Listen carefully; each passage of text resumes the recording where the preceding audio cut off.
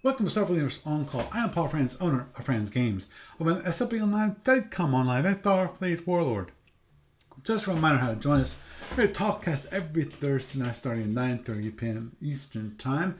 You can either call on the phone, just on 605-562-0444. Just follow the directions. Call ID is 17702. Or you can participate on the web. Just go to the TalkShoe website at www.talkshoe.com and search for call ID 17702 or SFU On Call or Starfleet Universe On Call, and you will find us there. And of course, if you want the best online experience, what you want to do is go to the twitch.tv, that's twitch.tv/SFU On Call, and you will find us there and you'll be able to join us and have a wonderful time in the chat room. And these days, you'll get to see the football scores for the Thursday night game. And if you need to contact me for any reason, my email address is at sfuoncall@gmail.com. That's sfuncall@gmail.com. Also, you'll follow me on the Twitters or /X or whatever they're calling this year or week or whatever. Is SFU On Call for the podcasting account. If you want my personal account, it's Paul Franz, PAULFRNZ. And also, if you want my business account, which is Franz Games, FRANZGAMES. Neither one of those has a T in it. Franz doesn't have a T in it. And of course, this lovely Talkcast, Get to a Podcast, available on iTunes and various other feeds around the net. And so quick news from A to B this week. We have Captain's Log number 53 is now available in ebook form for $19.95. You can get it from the different e-tailers, from Warehouse 23 to Drive-Thru RPG to War Games? I forgot the third one. It's been so long since I've seen an e-release. So, but this week found on the online store, we have Prime Directed PD20, $24.95. The universe you love comes to the game system you already know. Brilliantly compiled by Jonathan Thompson, masterfully edited by Ken Burnside. Wow, that's a name I haven't heard for a while. PD20 allows you to take a heroic role as a starship captain, a commando, a diplomat, a spy, or a trader flying a shuttle of tribbles from planet to planet. It's only 190 pages, but a reminder, this book does require the D&D Player Handbook version 3.5 to play. Moving onward and forward to the SFU Online Tournament, which is a Sapphire Star 17 tournament round. The final round is now set. We have Bill Scheller in the Klingon versus Cadet Simpy in the Gorn. This will be quite a matchup. Overall, when it comes to the ships, I'd say Cadet Stimpy has the advantage with the Gorn and Plasma versus the limited drones that the Klingon has. Of course, the Klingon has the advantage of direct fire, and Lord knows I hate that UIM because of you got almost a guaranteed hit all the way out to range 8. I know it's not guaranteed. You still can roll a 6, and that will miss. So, still, it's just annoying. Don't mind me. It's not like I have issues with it or anything like that. Moving on more to the online client. Actually, I did do some work on it. One thing I did work on, which was I fixed the issue with the client not working for more up-to-date JVMs. Previously, it only could work up to like JDK 11 was the optimum. You could go, obviously you can use JDK 8, which is now really old. I got it so now it worked with the absolute latest JDK, which is JDK or number 23, JDK 23. And it ran fine. There was one of the libraries that had to update, and it had changed its API as part of it, so I had to update code and all that kind of thing. So it was a little bit of work, but I got it done. So in the next release, it will be available for people who want to use more up-to-date JDKs. And I also have to think about, because of that, do I want to update the JDKs that are used? And I need to, as part of that, I need to check on lovely things, possibly like licensing issues, things like that. That's one of the reasons why a lot of times I use JDK 8, or actually for Windows I use JDK 11, but that's adopted JDK, which is open source version of the JDK itself. Moving onward and forward, when it comes to the library, there's no update on the library, neither on the SFB side or the FedCom side. Both remain the same. Actually, one thing that actually kind of happened at the FedCom library side is that I did email Steve Cole explicitly and asked him, can I add the gunboats to the library? Because the FedCom gunboats has already been out for over a year. It's been like a year and a half. And I'm wondering if that will happen. What I might have to do, because I emailed him and didn't get a response. If I don't get a response from him by this weekend, what I'm probably going to do is I'm going to see if I can post it on the discussion board, see if he actually read his email. I'm hoping he read his email. It's possible he only reads his email when he goes in the office, which means he's got a really backlogged amount of email. In which case, I'll just see if I can, if that's the case, I might have to ask him via the discussion board. But I'm not sure he wants to do that. He'll probably say, we won't answer on the discussion board. Anyway. Anyhow, with that is the news for this week. And it's me, SFU Paul Friends, welcoming you to Starfleet Universe On Call. And tonight, we have Jeff. Say hi, Jeff. Good day, everybody. And of course, we have the one, the only, the Doug. How you doing, Doug? I'm here. Thank you. You're echoing now for some reason.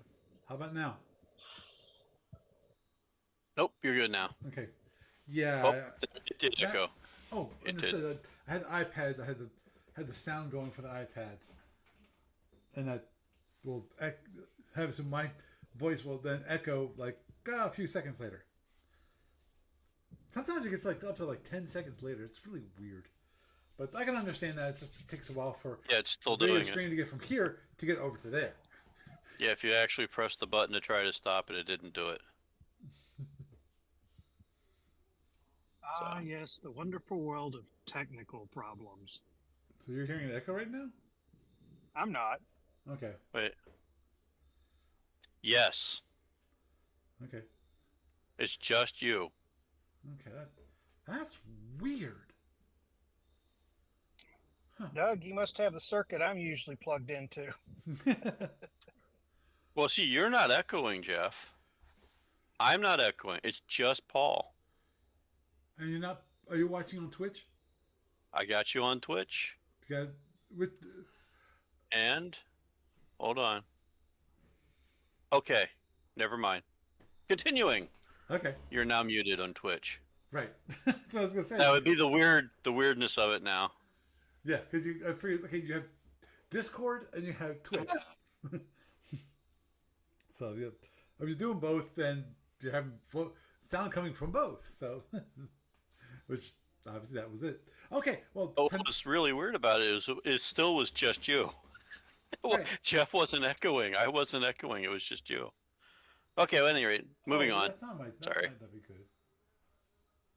Okay.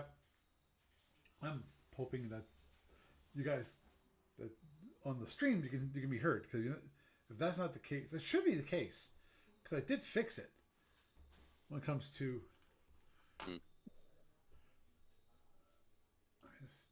just going to do something real quick. The magical, wonderful realm of I'm just want technical sure difficulties. I definitely. Yeah, I got that. For the record, if you can hear my voice through Twitch. Yeah, you should be able to. Yay. Otherwise, yes, he is just hearing voices in his head. Okay, yeah. According to OBS, yep. Everybody should, coming through. Doug should be just coming through just fine, as long as I don't knock over the microphone. Okay. Yeah, Doug's coming in nice and hot. Thanks. I always knew I was hot. Thank you for validating.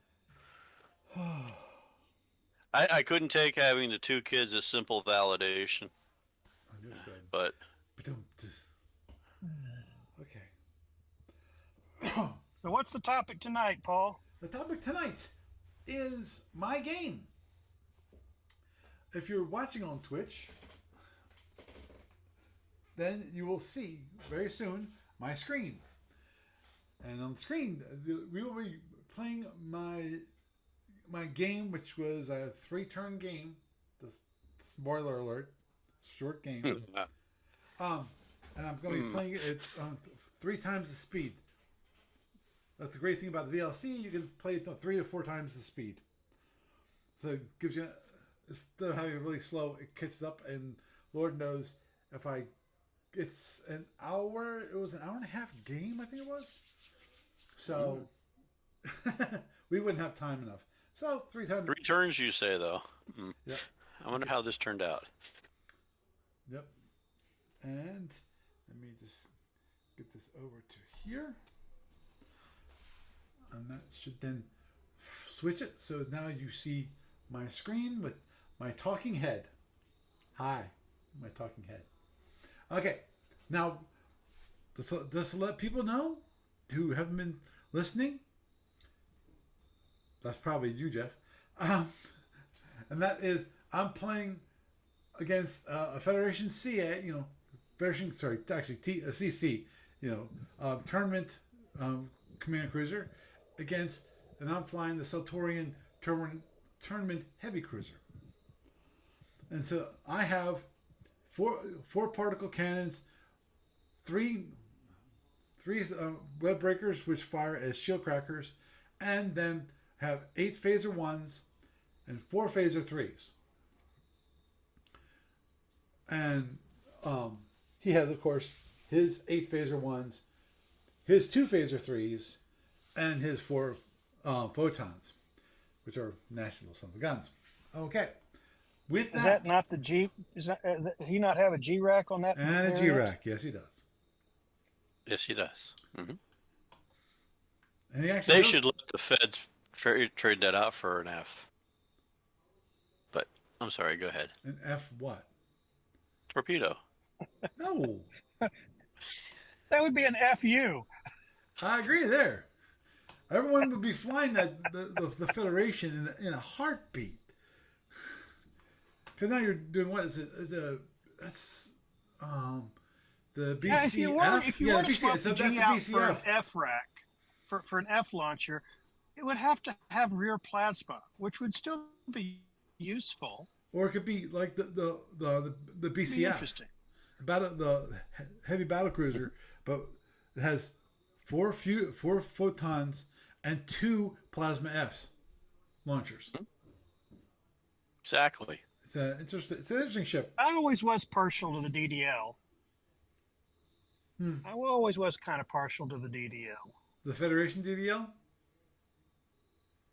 Yeah, the lollipop with the 2 photons and the 2 Fs. Yeah, that definitely sounds interesting, especially given the 2. The great thing about the 2 Fs is that it's 3-turn arming, which sucks when you have a 2-turn arming weapon and a 3-turn arming weapon. It kind of makes it hard to keep them in concert.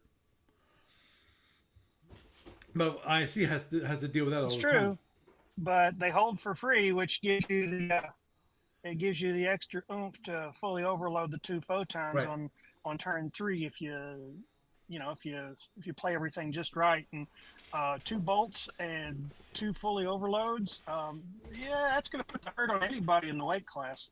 Agreed. Continuing onward to actually my game, so that we can get through this and not have to wait, have me go to bed around midnight. Okay, so start here. Started turn 1. This is the EA, and what I did was, I almost did something screwy.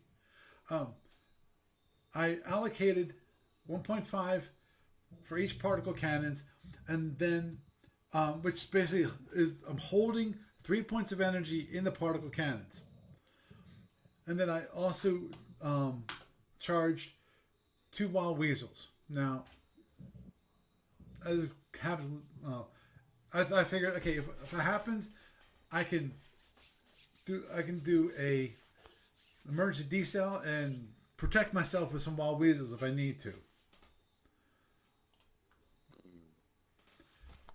And the speed plot was interesting choice. in that I started speed 17, and then I increased to speed 24, I think it was, and then 28. I thought, yeah, 24, and then later on, right here in 25 on impulse 25 on, I went to speed 28, which is 21 points of power. That gives me 7 points of power left over. So I went, okay. This is my assumption, is that he's going to come straight in, straight towards the center of the board. Okay, I'm going to put my energy into shield reinforcing shield number 5, which would never be expected. My plan was that he come in, I come in into the middle, and then I turn, I fire at a longer range. Then I turn, he comes after me, and he takes a range 8 shot on my shield number 5. And I hope he only hits with like two overloaded photons. So I might get some damage, and then possibly internals. But, with 7 points of reinforcement, at the very least, I'll have a decent amount of reinforcement. Also, I can increase it to a total of 12, so that that would protect me. At least that was my plan. And this is just me describing real quick what it is, which is PC's arm or one turn arming, 12 impulses between usages, and they can fire up to twice a turn. We both started at speed 17. We are turn mode D, so in theory, every single one of them should have been mutual. The simultaneous movement. But okay, pause this for a moment. But we never did that. He would go first, I would go first. We didn't really bother with that because I don't think either one of us really thought, especially in the long distances, who cares? Yeah, Who there's really cares? it's as long as it's a nice friendly game, it's rarely that important until you get into the crunch. And when you get into the crunch, then you know when you need to switch to more strict adherence. Right. Now, here's the thing. As you've noticed, and actually you can, down here where he's moving, I'm actually behind this, and I apologize for not keeping that clear board, because I didn't keep that in mind, which is I was going to actually showing this to people. I apologize. It's been a while. So it looks like he turned out. Yes, what he did is he ran the wall. Is what he did. Instead of coming into the center, he went, I'm going this way. And also, I apologize. I did at the end of the game. We reveal EA's, and I didn't actually show his EA to everyone, so you can see exactly what his plan was. His EA is allocation, but you can see how I'm just coming. I said, okay, fine, I'm coming straight in. Because I figured You got to close the distance if you want to engage. Yep. The other possibility was actually go for my corner, and then we have to come together later on, or have him come around and kind of trap me into the corner against the wall. So it's fine. I'm going to get close. Try to get as close as possible. And this is where I think he turns in. No, he turns in right here. So now he turned. He was going around the bottom of the board, and now he's turned in. I'm still going towards the middle of the board. But for those listening to on the podcast, what I did is I come straight in, then I turn towards him. They say, I'm coming straight down, and then I made my left-hand turn, went straight ahead, and then when he turned up, because he was down the bottom of the board. He went to his right, and then trailed the bottom of the board. And when I turned in, he turned in, but then keep slipping out.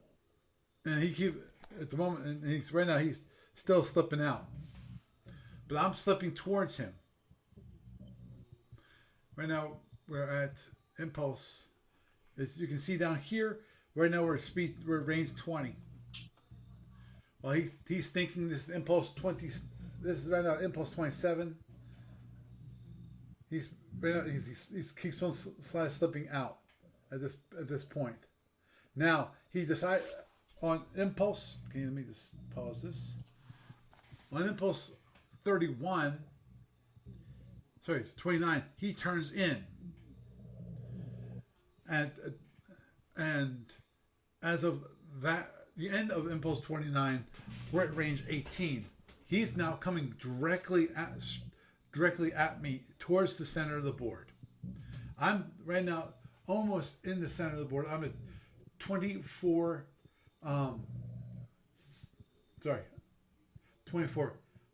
14 is what I'm my current location, and we're coming up on impulse. This is impulse 30. I'm still going. I'm keep on side slipping towards him. And he's side slipping upward, coming towards the center, but he's also side slipping up, basically to his right. And okay, an impulse 31.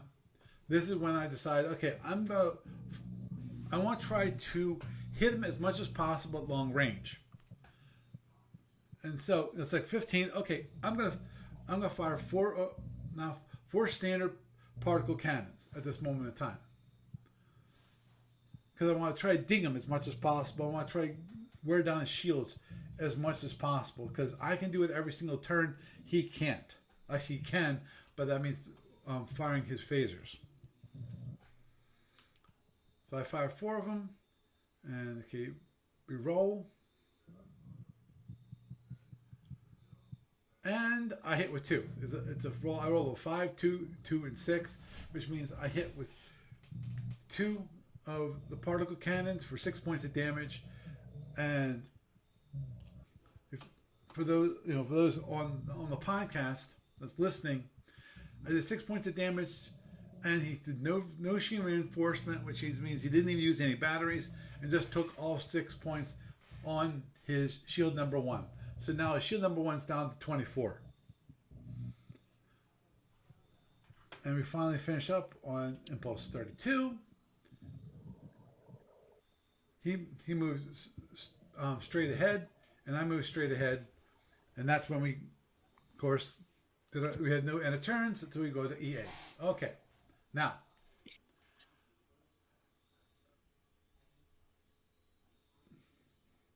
I forgot. That's one thing I forgot to do. I forgot to do the reserve power stuff. I did do it on turn 2. Now I'm putting 3 points of power in each one of the particle cannons. This is one thing I probably should have done for the first turn, but I didn't, which is denote that it's 1.5/3, which is there's 3 points in the particle cannon, but I only use 1.5 points of energy. And this time I used 3 points of energy. That means I'm holding. Actually, I gotta think about this. I actually calculated this wrong, because actually I have more energy than I thought. Because I thought, I need to use 1 point of energy, and then 2 points of energy. 1 point of energy to hold, a point of energy, and 2 points of energy to actually have it so it's up to 3 points of energy. Actually, it really wasn't that. It should have been 2.5 is what it should have been, because I had 1 point of energy, which only cost a half point of energy to hold, and then another 2 points of energy to bring it up to 3. So I could have saved myself 2 points of energy by that, and that was a goof on my part. I'm not used to this not used to actually having doing firing standard particle cannons and having like 1 point of energy left over. So this should have been 2.5, but I charged 3, so I used more energy than I needed to. Actually, which is not a problem, because what this would meant is that I actually have 4 points of energy. 4 points of energy? A half plus 2.5. Half for 1. So actually, no, I had 3.5 points of energy in all the particle cannons at this moment in time, which is bad for the next turn, because that means I actually misallocated the particle cannons. Yeah. In theory, I could have. Actually, I'd have to check if I can discharge some points of energy. Again, as you saw, okay, this time I'm starting. I'm doing backwards. I'm starting on turn 2. I'm starting at 28. Then I'm going down to 17. Then I'm coming back up to 24. And then I'm going back down to 17. The idea is I'm trying to save some energy. Because that's 22 points of power there. Now, I realized I can't actually have any reinforcement if I use up all that energy for charging my particle cannons.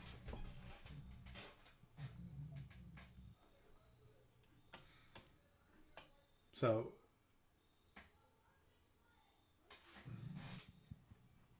this moment, I'm going 28. He's, again, going 17. And again, he's still side slipping up as he going straight towards the center of the board. Me, I'm continuing to go straight down the board. So at this moment in time, I'm at 24, 20. He's at 32, 23. And then he announced the midterm speed change to speed 24. And so he wants to try to approach me. Now, right after he did that, I turned right to go towards the bottom left-hand part of the board.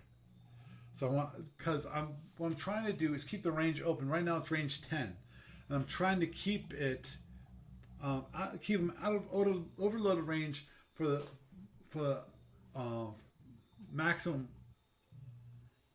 possible time. That's my thinking at this moment. Whether that was good or not, I'm not quite sure at the moment. My guess actually is that probably was a not a good move. What I should have done is have it so it was slow enough so he could actually catch me. Because no matter what, I can't keep out of overloaded range. It's an impossibility. And what I'm playing against the dice. And because I want to have it so that he fires his photons and he misses. At least I need to have him miss with at least 2 of the photons at this moment in time to have a chance to actually win the game.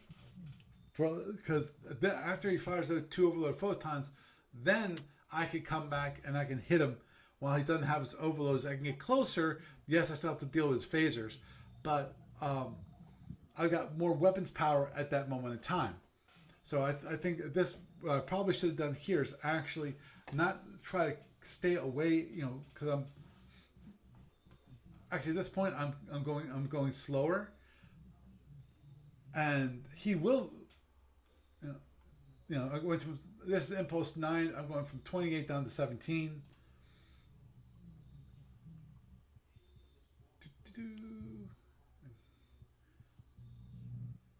Right, he's ready, and he's still going 24.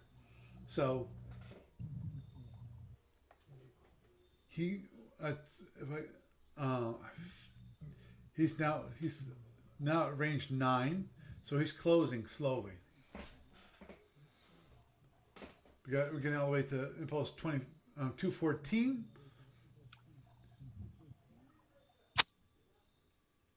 And actually,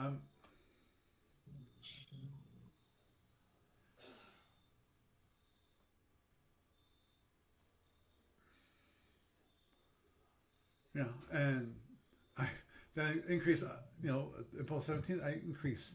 Now, at this point in the game, what I did was actually for impulse, as of impulse 22.18, instead of going towards the bottom left-hand corner, I'm turning right, and I'm going towards the left-hand side of the board. So I'm trying to keep the range as much as possible. Again, I think this might have been a bad idea because it would have been. I think what I needed to do is actually have him hit like shield number 5. It would be a perfect shield to hit. The idea being he knocks down the shield because I know he's going to knock down the shield no matter what I do. Short of him missing with all his photons, he's going to knock down the shield with 2 fully overloaded photons. There's nothing I can't stop him with that. And of course, he's going to fire some phasers. But if I have it so he only hits with half his photons, then I'm golden. I've got a chance. Yes, he knocked it down, but if he knocks down shield number 5, and I turn, now shield number 5 is out of arc. I don't have to worry about him, planking me with his phasers at long range and getting internals and just trying to missing me to death. Knocking out phasers, knocking out particle cannons, knocking out shield crackers, possibly knocking out power, Right. So right now we're coming up on the end of turn 2, and where he's thinking. Now this is range 8, and he's facing shield number 4, and he's thinking, should I fire at him? And in the end,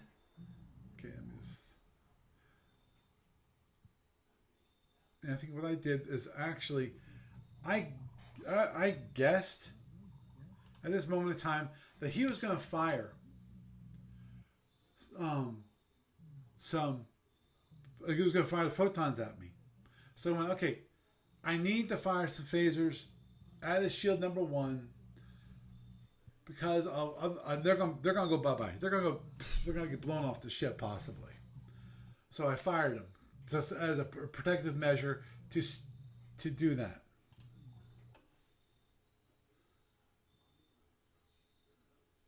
So I fire 2. Actually, I do pretty good. 3 and a 4. That's 6. And he fires 6 phaser 1s at me at range 8. Which is 13 points of damage. And I decided to use my reserve power to actually to reinforce that shield. So I only got 8 points of damage on shield number 4 because I figured I gotta save that much of that shield as possible, because otherwise, if I don't, he might fire his photons at the beginning of next turn and really hurt me. Because at least with the next turn, I can actually have more reinforcement. Now, this is also impulse 30, so if he wants to, he can do it. He can fire his photons on impulse 31. But yeah, I fired 2 phaser 1s. I do 5 points of damage on his shield number 1. And what does he do? I forget. Let me look. Yeah, shield number 1. He hit you with every phaser 1 that bared. Yep. I do 5 points of damage. He has 2 points of reserve power, 2 points of shield reinforcement. So I knocked his shield number 1 down to 21. So I'm slowly going tink, tink, tink, knocking down the shield number 1, which to me is the shield. If I have any shield that I can really plink, that's the one I want to plink. Because if I can knock it down to, so basically he's not going to want to have his shield number 1 facing me, I'm good. Because that makes it harder for him to fight. It's hard to fight behind a down shield number 1. In the long term, anyway. Yeah, it is. So, we continue on to impulse 31. I move, he moves. We're still at range 8. And he does nothing on impulse 31. 32, again.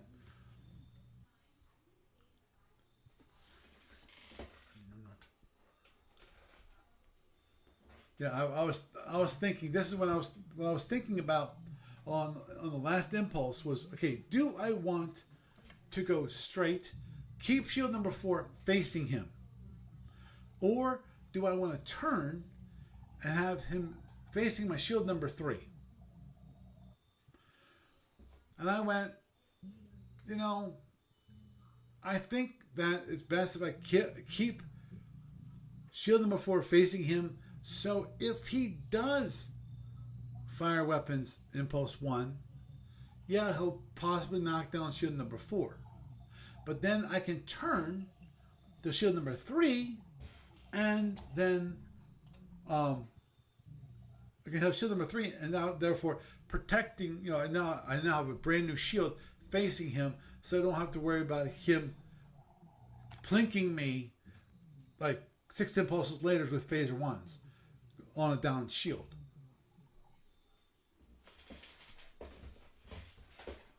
And this is when he's across the middle, but now he's starting to, he just side slipped up.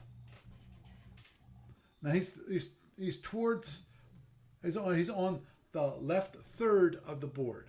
He's crossed the middle, and he's like right at the starting of the left third of the board.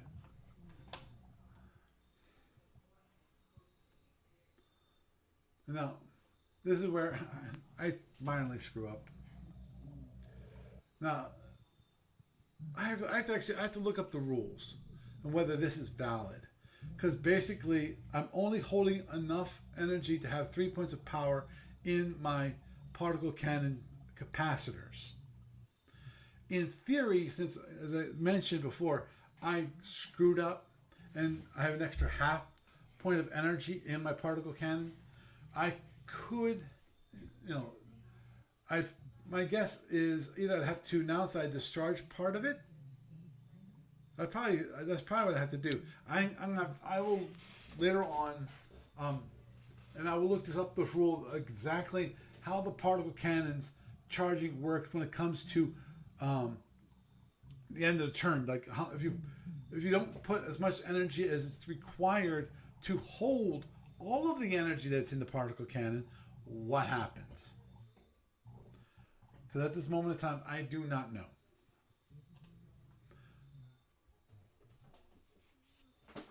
Because at the very least, I had the possibility of more energy than possible, but also I'm only using 1.5 points of energy.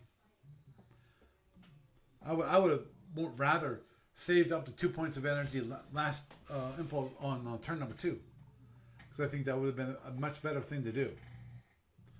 And now I'm starting out going 28, trying to keep my range open, then decreasing down to 14. Because what I need is energy. I'm down. See, now I got 18 points.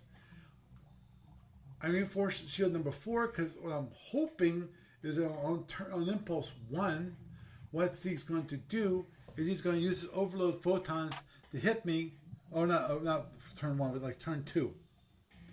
Hit me because he's currently at range 9 because he side slipped away. Now, if you think about it, if I would have been thinking, I would have realized that as he sidesteps, he's not choreographed.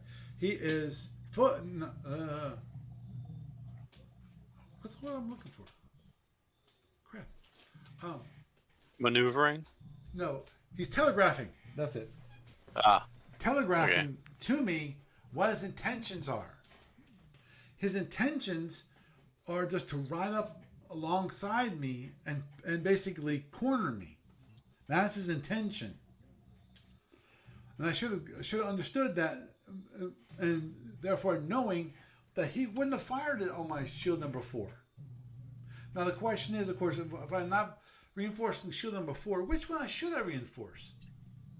Should I reinforce shield number 2? Should I reinforce shield number 3, thinking that he'll get close to me behind?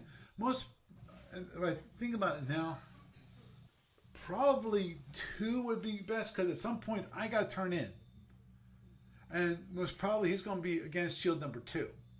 It's either going to be probably shield number 2.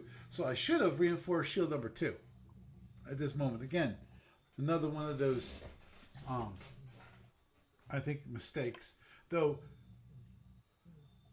turn number 2, the one thing that did happen, which was he did fire his phasers on turn number, or when he got to range 8. Now, I'm not sure what his plans are, but it's possible he's holding back his photons. He'll fire his phasers at the range 8, but until he gets within like range 4, he's not going to fire his photons.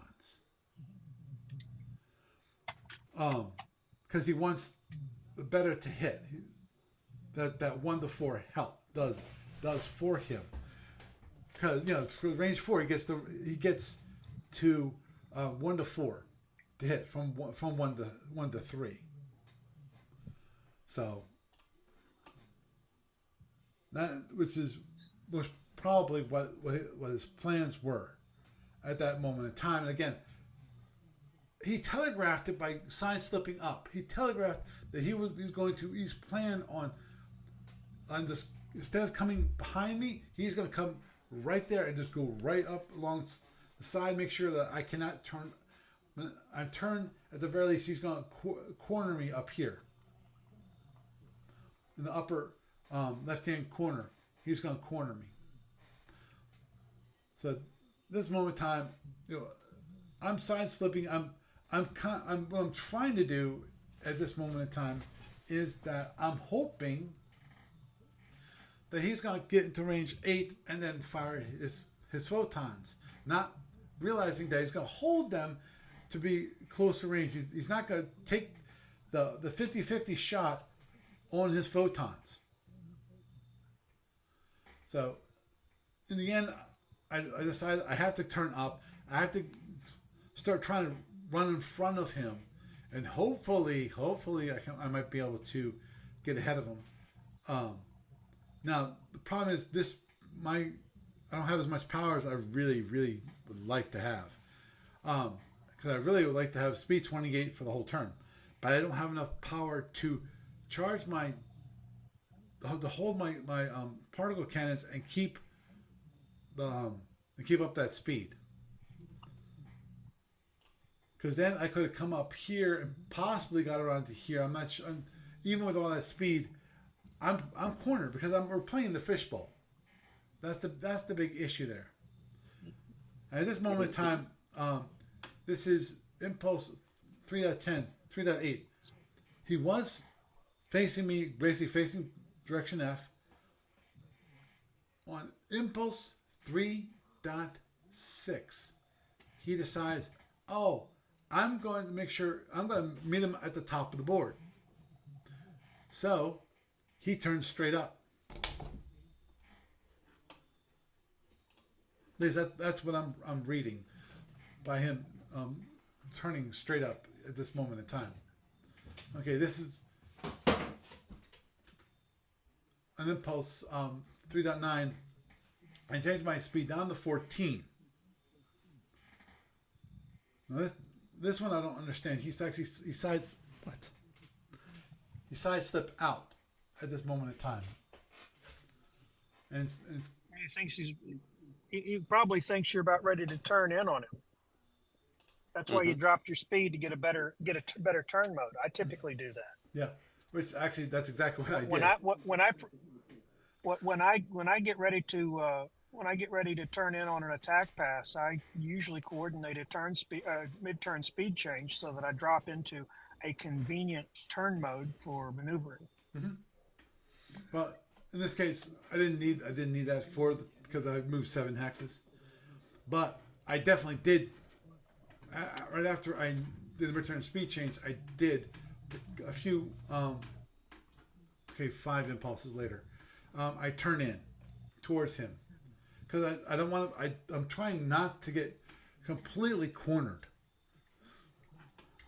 So I decided, okay, I'm gonna come out, and hopefully I can possibly make it up to the top over here, and maybe, just maybe, he'll change his speed to be a little bit slower, and just maybe I'll be able to get past him. But no, what does he do? He's now sidestepping towards me at speed 17, and but he's still going up straight. And at this moment in time, I'm actually kind of behind him. But I'm slowly.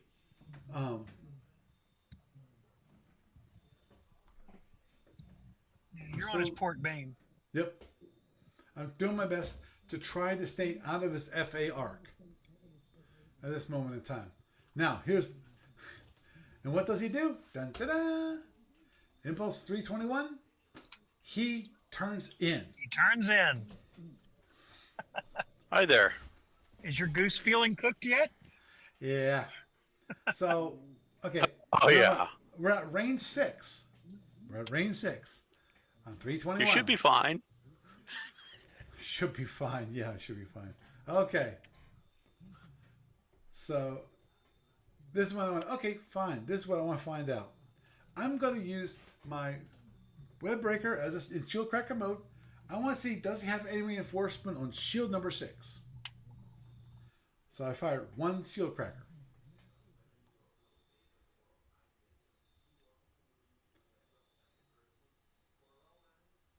Actually, I was going to fire phasers at this range. I went, no, I'm going to do 3 shield crackers. Then I realized, what he does, he launched his drone. And I went, oh, okay, I'm going to change my mind on this. Belay that! Belay.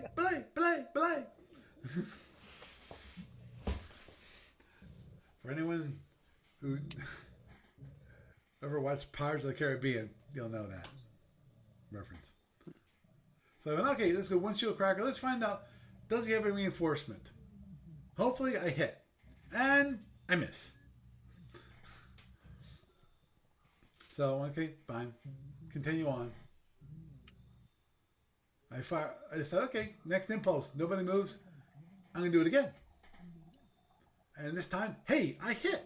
4 points of damage. I didn't even have to look up to hit at that point because I rolled a 1. So range 6, I hit him with 4 points of damage. What happens? 4 points of damage, no reinforcement. So now his shield number 6 is down to 26. Okay? Fantastic. Okay, I know he doesn't have any shield reinforcement on shield number 6. Okay, let's continue on. And he just mentions, hey, you have 3 of them. It's like, yeah, I got 3 of them. So I still have 1 more that I can fire. How much power do those eat?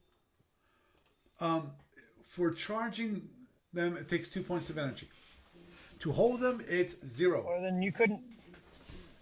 Then if you only had, you only have the standard 5 points of reserve power, right?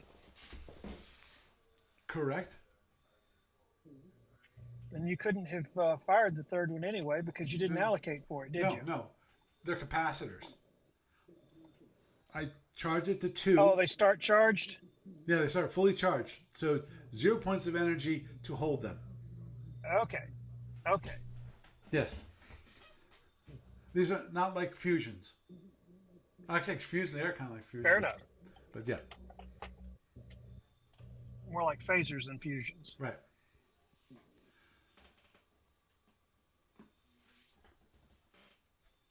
So I decided, okay, I'm gonna fire two, because my plan is that I'm gonna turn in, this way. Is what I was gonna do. I was gonna turn. That's why I said, okay, I need to fire two of my phaser ones, two right side ones, because they're gonna be out of arc very soon. So I went, fine, I'm gonna fire those two, knock down. Unfortunately, I didn't roll very well. A 6 and a 4 at range 6, so I got a big whopping 2 points of energy, 2 points of damage. And he went, okay, whatever. Next. So we go on to impulse number 23. At this point, I turn in at that moment in time. Okay, fine, boom. So now we're at range 4. This is when things become interesting. So I'm thinking, okay, what do I want to do? What do I want to do? Of the Chinese curse, interesting. May you live in interesting Meanwhile, times. his tactical officer sips a cup of coffee with fire all around him and says, "This is fine. This is okay." Yeah, okay, I got one. I said I figured I got 1 to 4 hit. Okay, got good possibilities here. So I said, okay, I'm going to fire. First, as well, use it or lose it. First, I'm going to do is fire one shield cracker to plunk him, and of course, just a reminder for those folks that are not watching this, they're listening to this, which of course, people. This again, this is going to be one of those podcasts that I would recommend you go onto YouTube and you find it. YouTube/@SFU on call, and you will find the podcast there, and you will actually see the video of this so that you actually can see what's happening. This is one of those times you want to watch the video if you can. It's one of those times I highly recommend you watch the video versions versus just listening to it in your car or whatever. So I fire the shield cracker at this moment in time.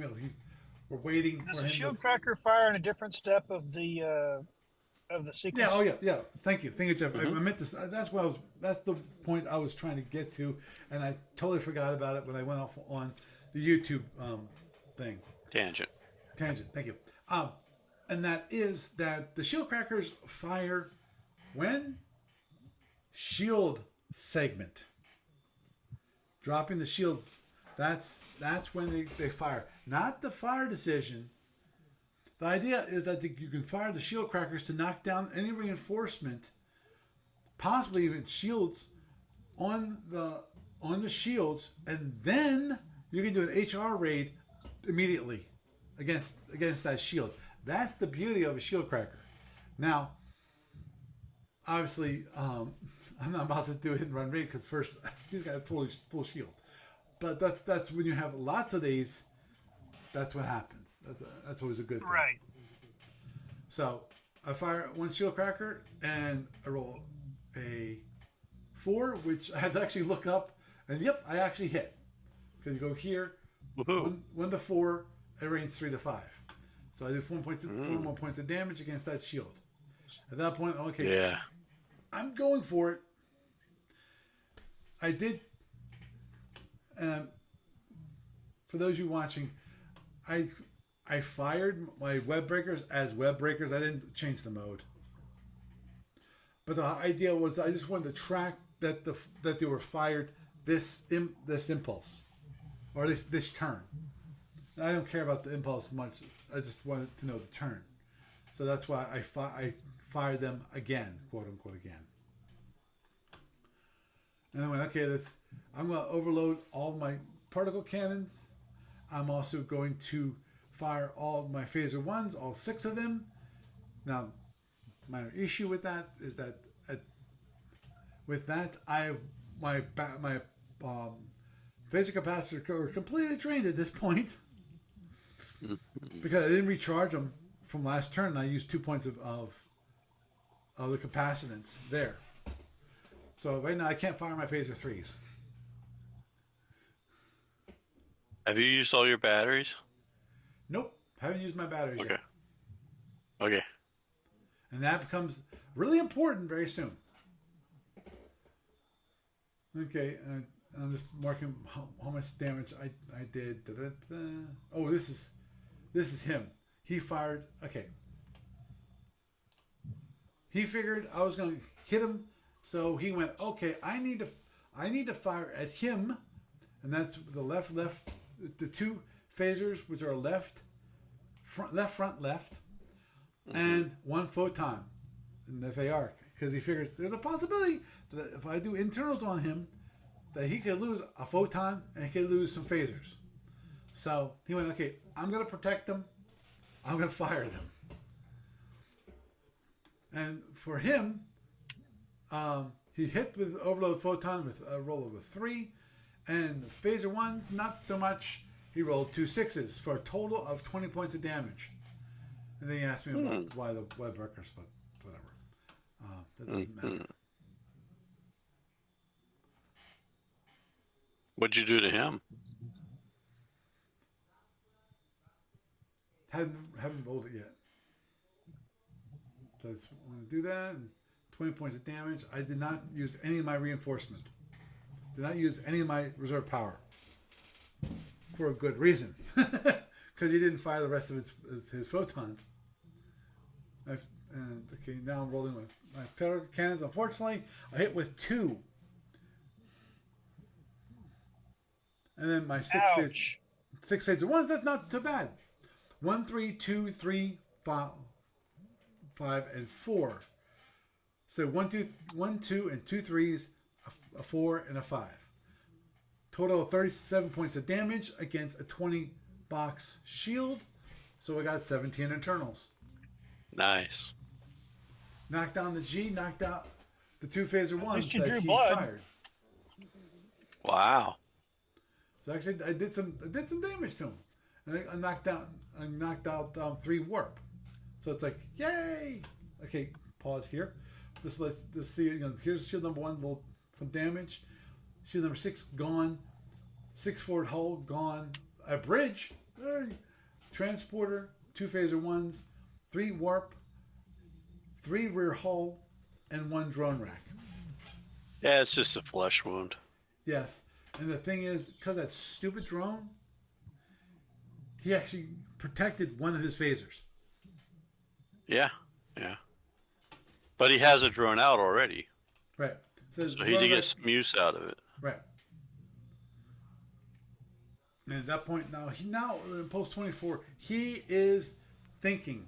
This is one of those weird ones which you do, and you gotta think about the ramifications. What he did is he headed for direction after direction E when he did not move. Which, of course, that telegraphs that next impulse that he does move, he has no choice. He can't sideslip. He has to go straight ahead. So if I was like really, really, really close, I could have launched a suicide shuttle if I had suicide shuttle, which I don't have. I have wild weasels, and you'd have to run right into it with absolutely. I gotta block you guys. Or kill them at range, but yeah. Yeah, you'd have to actually or fire phasers, which he probably. If I would have been that close, then that's what would have happened. But of course, he was that close. That would have been range 2. He would have already fired his fully overloaded photons, assuming that I was still in the FA arc. So yeah. So he had it, and of course, and then his drones moves because he's here, his drone's here.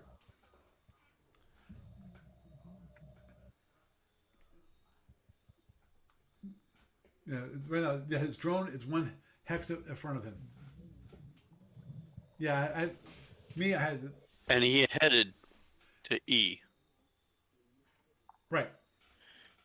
And then Jack said hello. Mad Jack. Yeah, I had to check to make sure that. Don't mind me this part of it is just me confirming that he did not move. He just changed Facing. facing. Now, after he did that, I went, you know what? I've got 5 points of reserve warp. Why don't we do this? Why don't we het? Yes, I don't move this impulse. But if I het, now, instead of having my beat up shield number 6, I can actually have I can basically put 20 points of reinforcement in. I can take 20 more points of damage on shield number 2. So I went, okay. Hi, goofball. So I went, okay, fine. I'm going to head. So I headed from direction C to direction B. Here's the main problem. Oh no! With this, of course, it's And that's when you snatch defeat from the jaws of victory. well. Here's the problem, folks. Here's the problem. Yeah, once you do that, you can't launch your. You can't decel and launch your weasels. He was too close to do that anyway. I need 2 impulses to do that. Yeah. But no. At this moment in time, I'm screwed anyway. I'm gonna have to be really, really close to that. You're giving him a range 2 shot, and he's still got 3 overloaded photons Bingo! and the balance of his phasers. Ding, ding, ding, ding! Yikes! Give Jeff a prize. Yeah. Yeah, but he also used up a bunch of his Shield stuff. would be nice, but he can still bash through it. Right. So Yeah. I headed. He was thinking. So he was okay. Well, like for him, it's like thinking what?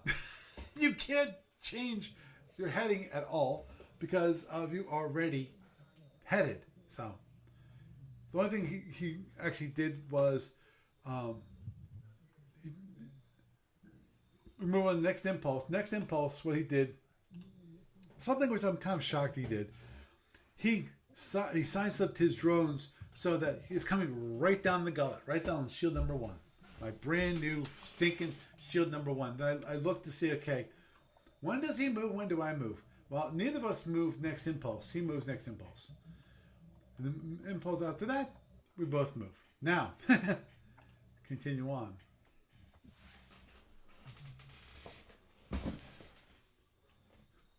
Here comes dun dun dun dun dun dun. Hear Jaws coming. Now, what does he do? On impulse 326, what does he do? He launches what I figure is a suicide shuttle. Going to be in the same location as the drone rack. Now, which means to me, I've got no choice. And that is, I need to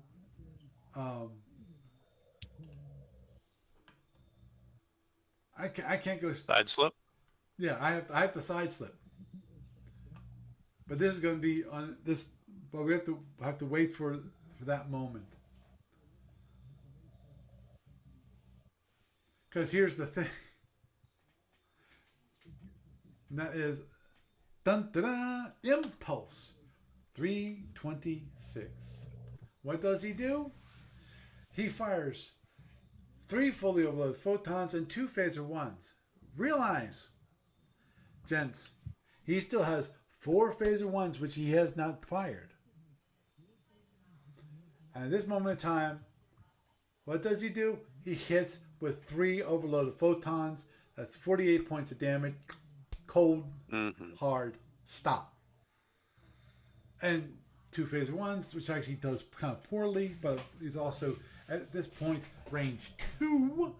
So a 6 and a 5 actually still does a good bit of damage. So he does a total of 55 points of damage against a nice 30-box shield. So what happens? 25 points of 25 internals.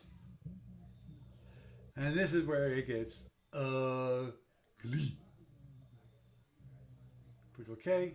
Okay, phasers. Okay. Kill for one phaser. He stomps the cockroach.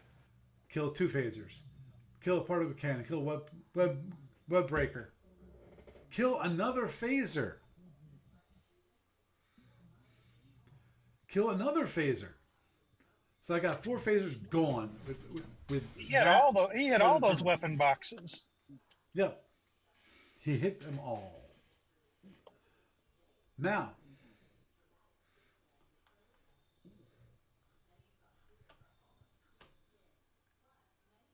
given that, I went, okay, fine. So, he side slips to the left. The reason why he does this is so that he can stay on shield number 2. Now, I think this is one of those He times. wants to Miza the heck out of you. Yeah. He wants to Mitsu, yeah. Yep. Among other things. And you know what the funny part is? At this moment in time, I'm not sure if I did the correct thing. What? Here's one thing I definitely should have done, but I didn't do, which was later. By this moment in time, in theory, I had a choice at this moment in time. I could go straight ahead, take the drone, direct to shield number 1. Okay, big deal. 12 points of damage, shield number 1. Problem is, if that's a suicide shuttle, it's going to go through take the shield number 2. It's going to be 18 internals right there. Boom. And Now, I won't have to worry about his phasers, though. His phasers will hit shield number 3.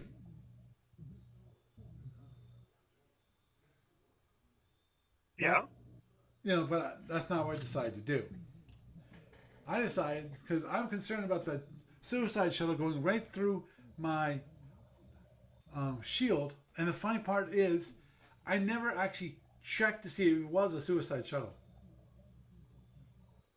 It's possible he just flatly outguessed me, and he launched a shuttle. Could be even be a pseudo suicide shuttle, as in 0, which requires 0 energy to prepare, but it's a seeking shuttle. So if I would have done, Yeah, there's kind of no point in that. yeah. Okay, now I got hit. He fires all these 4 more phasers, and does 25 internals. See? On 4 phasers? Yep. Yikes.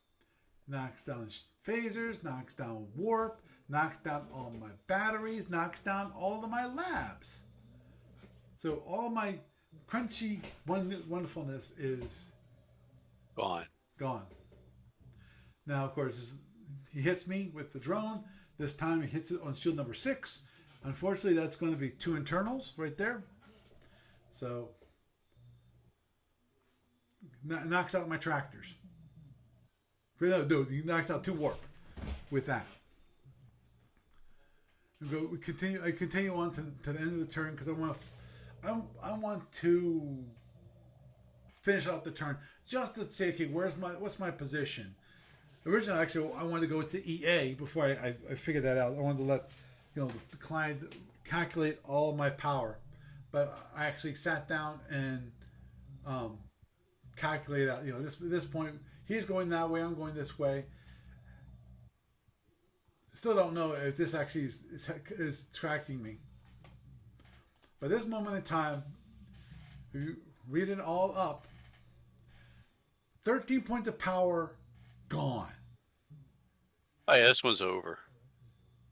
I have pretty now much.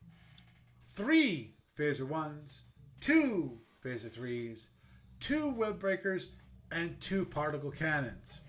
No tractors, no forward hull, Yeah, you're done. no labs. Yeah. Yeah. So Yeah, there's no more fluff left on I'm you. going, I gotta concede at this moment in time. Because I looked at that and then I looked at his ship and I went, yeah, okay. Where he basically, as I said before, he has 3 aft hull gone, 6 forward hull gone, 1 bridge, 2 phaser 1s, and a drone rack. He still has all 4 You photons. got all 4 photons. You're done.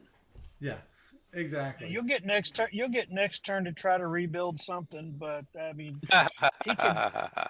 There's Yeah, nothing to rebuild. At that point, he could Yeah, turn around and just forget about the photons and phaser boat you.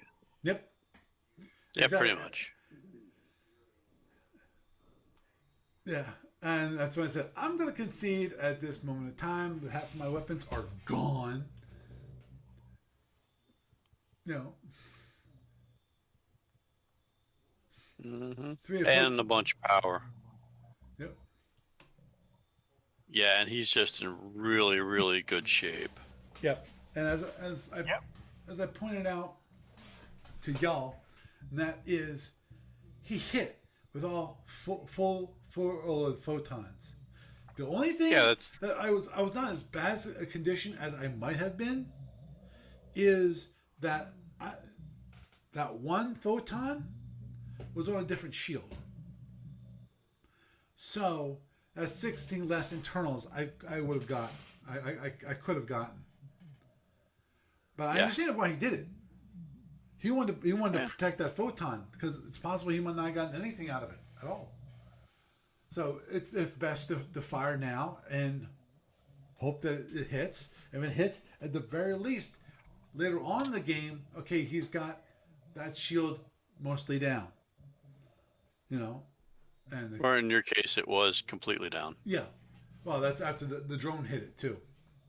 Yeah. So, and this is where he just reviews everything, and we just had a little minor discussion afterwards. So, the good and the ill.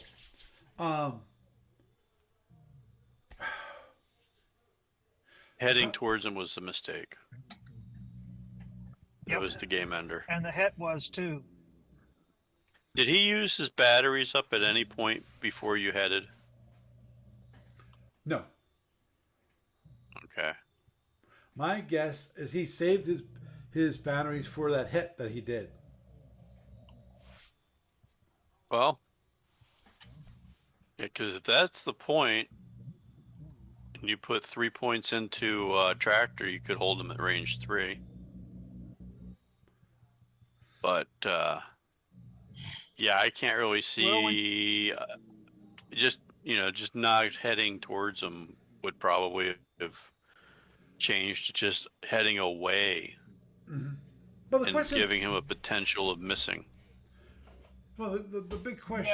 Yeah, the thing with the What het. range The did he thing with fire the at het range was, is that 2? if you had, he was at range 4 when Paul headed, right? No, they were pretty close. Was it range 4 or range 3 when you made your het, Paul? Range 2. Oh, you were already at range 2? They were really close. Yeah. At that point, bringing a new shield around was nice, but you should have thought about your exit vector.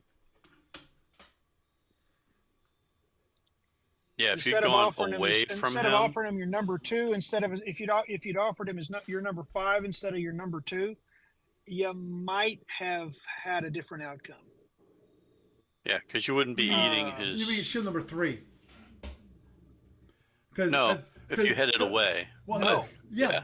Well, he was- 3 instead he of was 5, but he was yeah. heading E. I probably should have gone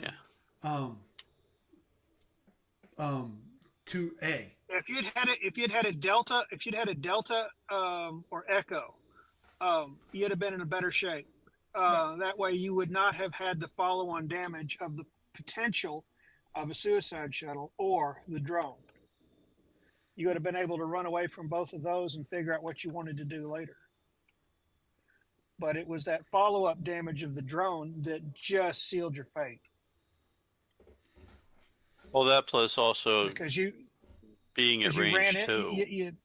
Yeah. well, yeah, at range 2, you know that's horrible in and of Let his itself. phasers Because, do like butt ton of damage, basically. and he still had the. Did he still have his 2 3s to fire at you? Yeah. Which means that could have been another 8 internals. Mm-hmm. I'm not sure if he even had. The only thing I did not look at his EA, so I don't know if he actually had the phaser capacitor to do that because he fired two phaser ones the previous turn at range 8. Right. So he might not even have the power. But on the other hand, he got to do all that damage to you and rip off yeah. a bunch of weapons and a bunch of power and He all sorts of definitely got stuff from the inside of your boat. Yeah, it's just. On one, I think on hitting with 4 overloads in one battle pass. Yeah, we'll have to count. We'll have to show that. Yeah, that was the lucky Fed. The lucky. Well, Fed even so, it's hitting with the 3 and a bunch of phasers at range 2 is the thing that did it. Mm-hmm. So I think getting that close at that point is what did it. So. Yeah, I had to figure out how the heck, because I definitely was not going to be able to keep outside of range 8. It's impossible. It's impossible. Well, it's impossible, but you can delay it for a long time.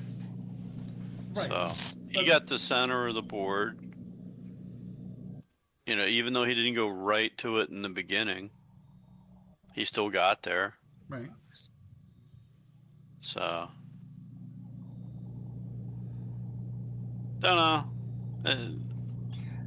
Yeah, it's an interesting thought experiment. Yeah. But I said, yeah, you're right. The Fed. He suckered you into a position where all your maneuvering was dilemmas and not solutions. Mm-hmm. Yeah, good for him. Yep. Plus, not missing with. If he'd have missed with one photon, yeah, that might have made a difference on that 3 attack. But again, he's at range 2 when he gets that attack in. So. Yeah.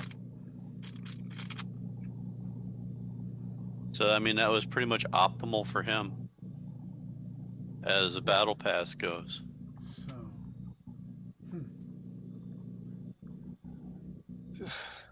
Yeah.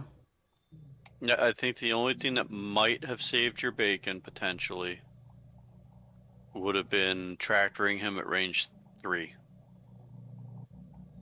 Just to make him shoot at range 3 instead of range 2. No. You know. If he had done that before. Wait a minute. No. He was not at range 2 when he headed. He was at range 4, wasn't it? And then after the head, range closed to 3. Yeah. Right here, 1, 2, 3, 4. This is where he does his head. Right here, which is impulse 3.25. This is yeah, and you're at range 3. Right. No, I'm at range 4. So. The drone's ahead of him. 1, 2, 3. It looks. Oh, that's the drone ahead of him. Yeah, okay. This right here is the ship. Yeah. Oh, and you headed towards him. So and that let him get to range 2. That did you in. Right. So if I would have headed away from towards F, I could at least kept him to range 3. Yeah, that would have probably saved your bacon a little bit. And then his drone's not hitting you the rest of that turn. His shuttle's going to be in the distance. Yeah, well, the shuttle probably wouldn't have been launched, is my guess.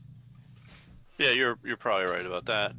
But yeah, just turning away at that point, Yeah, but having a shield down on him where he's got that vulnerable spot, and you force him to take a 3 photon shot at 3, I think that would have saved your bacon. It wouldn't necessarily have guaranteed a win. right. Oh, agreed. He might have No, still no. hit with all 3 No. and done tremendous damage No. because it would have been a different set of dice rolls. Right. So See that's the thing is that if he would have missed with the photons, then things would have been definitely different. yeah, my Thursday night quarterbacking judgment is you shouldn't have headed towards him. You should have headed away from him. Yeah. Directly away at that point. Agreed. And I could just at least run I around. could have kept him at range 3. And then, yeah, I think you would have kept him at range 3, and you might have been able to have crossed his T again and Right, hit that down shield Because later. Impulse 326, he actually moves to range 3. At that point, when the next time I moved, I could have headed this direction. You could have just gotten away from him. Right. In any kind of subtlety ship, you want to keep the distance. Yeah. And you turned right into him, Right, and that see, let him kill you Which is at point blank. these are the two most difficult ships to fight each other, mainly for the Saltorian Yep. because of if you back it up, Paul. Mhm. 1, 2, 3, 4, 5 moves. You were close to the wall. You were headed alpha. You were worried about getting caught in the corner, which is why you turned in when you did. You slipped out and then turned in from alpha to bravo, right? Okay, I'm trying to get Well, the thing is, if he keeps running up the wall, right. he's going to If you get had- run if you down had anyways. That's true. But He'll get what cornered. I'm saying is that if you were already if you had backed it up to when you turned in, and instead of turning in, if you had decided there's no way I can do anything with this battle pass, if you had headed at that point, headed delta, you would probably have been in a position where. Okay, this is Impulse 310. Oh, this no, is you- when, This this is is where where I it's He would turned still 10. get. He could still get pinned against the wall. Yeah, He could get pinned against the wall. because At that he's range point, 12 I with his probably spawn. would have run closer to the corner before I would have made a move. Because where Crash is, he's got a position where he's got to move on you no matter which way you go. So until you can limit his scope of reaction, yeah, you got to. Actually, That's just one of those ugly spots to Jeff, be. you might be right. That if I would at this moment in time, if I would have headed this way, then he'd be following me this way. But he still would have gotten close. He would have had to have head. either headed to give chase, or he would have had to turn and give chase. Right. Either Turn and let come- you out of the box, let you out of the kill box, and allowed you to maneuver around to figure out a different way to bring your weapons to bear on him. Let me list. Okay, that's when I go straight up, and that's when he impulse 3-6. That's when he turns. Yeah, there it is. 3-6. He turns. So we still got a lot of the turn left. The question is, if at this moment in time, If I were interested in escaping and Right. not letting him pin me down and was willing to burn ahead at this point in the game to do it, this is when I would have done it. right? Because at this point, he can't turn for 3 or 4 more moves. unless he burns a het. Right. And even if he does, I'm already in the correct vector to stay out of his arc. All he can do is join its stern chase, either through normal moves or through a high energy turn. Either way, I'm out of the fire sack, and I live to fight another turn. Yeah, I would have to work through this one because the question is if I do hit and then he hits, what's going to be the range that I'm going to be able to close to maintain? Well, it depends on his speed. Will it be 3?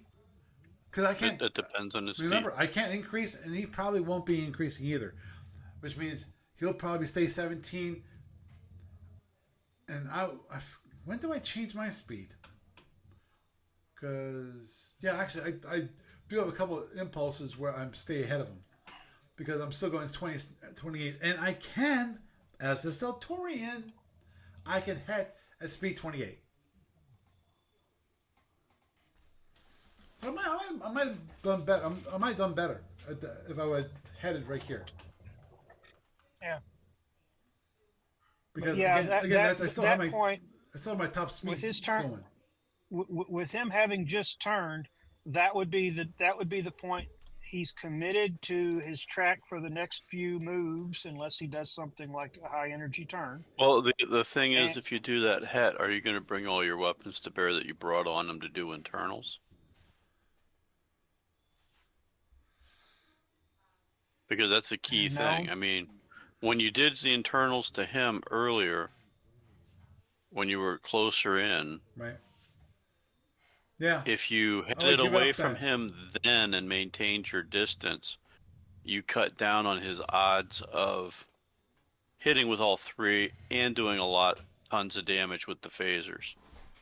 Because you can really cut that phaser damage down by staying at range 4 or 3 instead of 2. Yeah. But if you turn down here, you can maintain the distance and all that. But he's going to be out of your forward arc. Right. Agreed. Immediately. Agreed. And you're not going to do the internals to him. Mm-hmm. Exactly. So I kept on what I was doing, but I would have headed out instead of heading in. Then things might turn out. You had a chance. I had a chance. Because also the roles, well, they wouldn't be different, but also at the very least I'm keeping the odds a little better. Instead of being 1 to 5, it's 1 to 4. When it comes to it's 1 to 4. If he rolls any 5s and 6s, that's 16 points less damage. Right. And even so, even if he hits with all 3 of those, his phasers are going to be significantly reduced compared to the one little bit of range bracket change. Understood, but of course also I have 6 less shields. Yeah. I'm not sure how that weighs. When it comes to the flip side of all that is you don't eat that drone too. Don't do that. Yeah, and you don't eat the drone, so. Yeah, I'm not too. I wasn't too concerned about the eating the drone. That was minor. Anyway, okay. With that, actually, we need to wrap up. It's already 11 o'clock. It's getting late here. So, and actually, I work tomorrow. I'm sorry. Plug. Yes, plug. Yeah, Gamers of Summer, not this weekend, but next weekend. So it's 9 days away for attendees. Saturday, Labor Day weekend, Saturday, Sunday, and Monday of Labor Day weekend, August 31st, the 1st and 2nd of September. Up here in Harrisburg, PA. Yep. We'll be at the Red Lion Hotel, 17111. So that's basically it. Online registration for badges closed the other day. We'll still have badges available at the door. There is an ATM if you need cash to buy your badge that weekend. And like I said, we got plenty of space for gaming. Mm-hmm. Yada, yada, yada. Game time. Yep. Okay. Well, with that, Doug, you have a good night. Thanks for having me on, Paul. Nice talking to you, Jeff. Yeah, it was nice talking to everybody in. I wish everybody a good night too. Okay. And Jeff, same for you. You stay safe out there driving those mighty highways of the U.S. Yeah, that's the plan. Yep. Well, stay safe. Good night, everybody. Okay, good night. Okay, bye. So, obviously, I goofed. Again, it's one of those tough battles because you've got the ever loving. Yes, sorry, my cat. It's just joined me. He's got the four photons, and unfortunately, the Satorian doesn't have anything to stop him from getting close. Yes, if you want to, you can not charge your particle cannons and treat it as a phaser boat and run around like a madman. That's one way of doing it. But that's about the only way. Is you have to run away from him. Is what you have to constantly being running away from him. You have nothing. It's not like you have plasmas or drones or anything like that where he has to either face them, fire his weapons at them, or turn away. You have nothing like that. That's the beauty of his next opponent, which is the Romulan KR. That's gonna be his next opponent, and that one he's got plasma. Plasma will keep him from coming down his gullet, without taking quite a bit of damage on the way in. And it probably will do his best to avoid that. So, with that, I am Paul Franz, and I bid you a good night.